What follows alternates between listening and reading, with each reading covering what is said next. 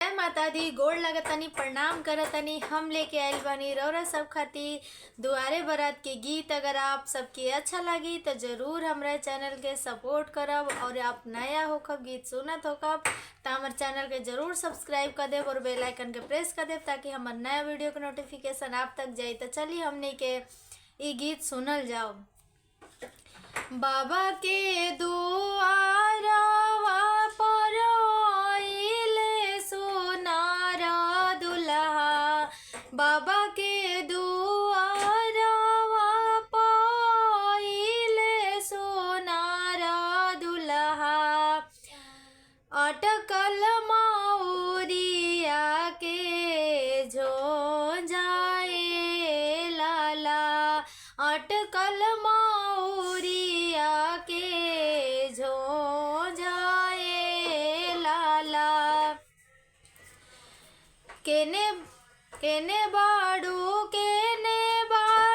शोभावा कवाना शुभवा, केने बाड़ू शोभावा कवाना शुभवा।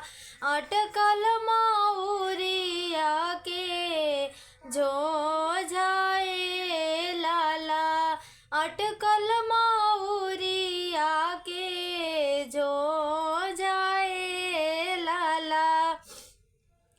तनिए का दियावा देखावा कवाना शुभवा, तनिए का दियावा देखावा कवाना शुभवा।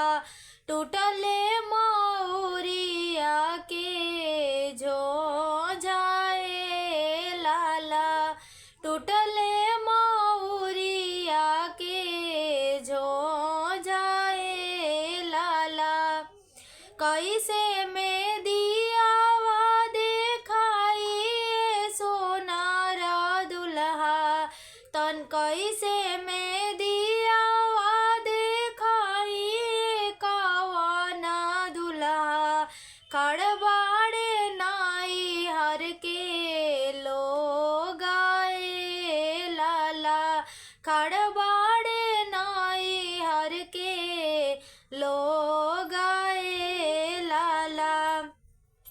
खड़बाड़े पापा सब लोग आए लाला, खड़बाड़े भैया सब लोग आए लाला।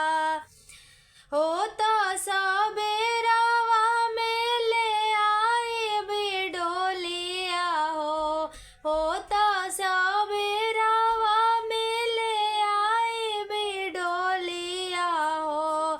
ले जाए बिडोलिया में बैठाए लाला, ले जाए बिडोलिया में दे बैठाए लाला।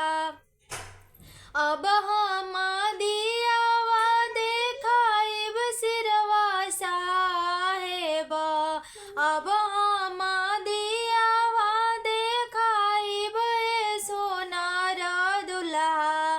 का करी है पापा सब लोग आए लाला, का करी है चाचा सब लोग आए लाला, का करी है भैया सब लोग आए लाला।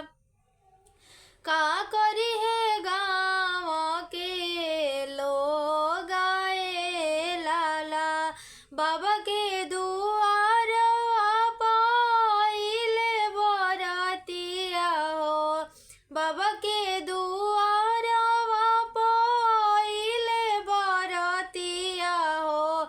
अटकल मौरिया के झो जाए लाला, अटकल मौरिया के झो जाए लाला।